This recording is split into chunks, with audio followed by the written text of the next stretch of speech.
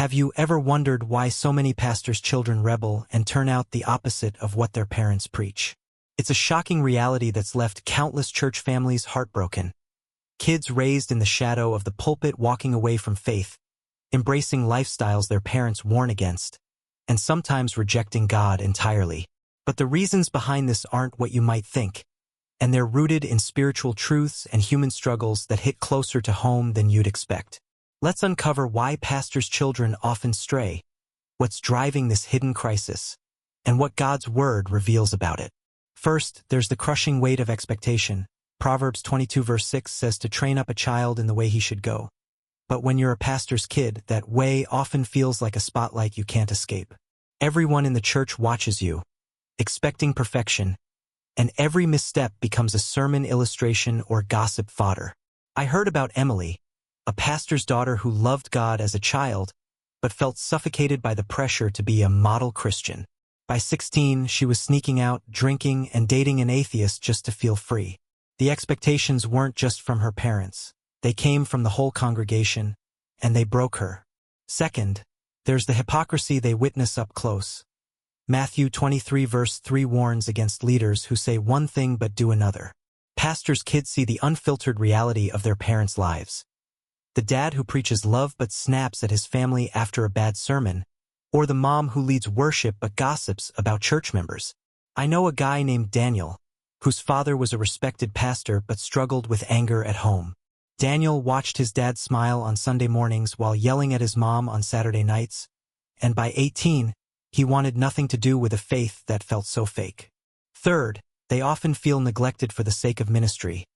Luke 14 verse 26 says to put God above family, but some pastors misapply this, pouring all their energy into the church while their kids starve for attention. A pastor's schedule is brutal: sermons, counseling, hospital visits, and their children can feel like an afterthought. I read about a girl named Hannah, whose dad missed her birthday 3 years in a row for church events. She grew up resenting the God who stole her father, and by college, she was an outspoken agnostic, chasing validation in parties and relationships. Fourth, they face a unique identity crisis. Ephesians 2 verse 10 says you're created for good works, but pastors' kids often struggle to find their own faith apart from their parents' calling. They're labeled the pastor's kid before they're even old enough to understand what that means, and their spiritual journey becomes a public performance rather than a personal relationship with God.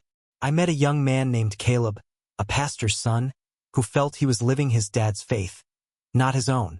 He went to seminary to please his parents but dropped out after a year, moved across the country, and started exploring Buddhism because he needed to find his own path. Fifth, the enemy targets them fiercely. 1 Peter 5 verse 8 warns that the devil prowls like a lion, seeking to devour, and who better to attack than a pastor's child to discredit a ministry. Satan knows that if he can derail the pastor's family, he can shake the faith of an entire congregation. I heard about a pastor's son named Michael, who seemed to have it all together. Leading youth group, singing in the choir, but privately battled depression and pornography. He felt the enemy's attacks were relentless, and without real support, he left the church entirely by 20, feeling like he'd failed God and his family.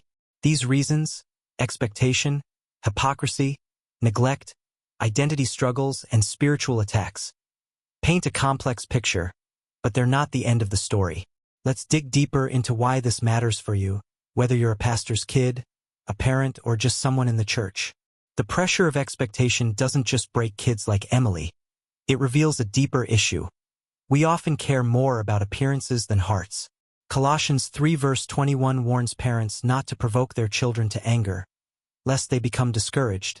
But how often do we, as a church, pile on that pressure instead of offering grace?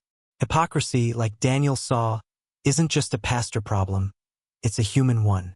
We all fall short, as Romans 3 verse 23 says, but when you're in leadership, the stakes feel higher, and kids notice the disconnect first. Neglect, as Hannah experienced, isn't always intentional, but it's devastating. Deuteronomy 6 verse 7 calls parents to teach their children diligently, not to outsource that to the church while they serve God. The identity crisis Caleb faced shows how dangerous it is to assume your child's faith will mirror yours. Proverbs 3 verses 5 to 6 urges each of us to trust in the Lord with our own hearts, not someone else's. And the enemy's attacks, like those Michael endured, remind us that spiritual warfare is real. Ephesians 6 verse 12 says, "We wrestle not against flesh and blood, but against powers of darkness," and pastors' families are on the front lines. So what's the takeaway? If you're a pastor's kid, know that your struggle doesn't disqualify you from God's love. Psalm 34 verse 18 says He's near to the brokenhearted. If you're a parent, prioritize your family over ministry. Your first calling is at home. If you're in the church, stop putting pastors' kids on a pedestal. They're human just like you. I heard about a pastor's daughter named Grace, who rebelled hard in her teens. Drugs, parties, the works. Everyone wrote her off, but one older woman in the church kept praying for her, sending her encouraging notes, and inviting her to coffee with no judgment. At 25, Grace came back to faith, stronger than ever, because someone showed her the real love of Christ, not just expectations. Her story proves it's never too late. God's not done with pastors' kids, and He's not done with you. Don't let these struggles define the narrative. Whether you're the one rebelling, the parent feeling guilty, or the church member watching from the pews, the question is, will you step up? Will you pray for these families, extend grace, and seek authenticity in your own walk? God can redeem any story.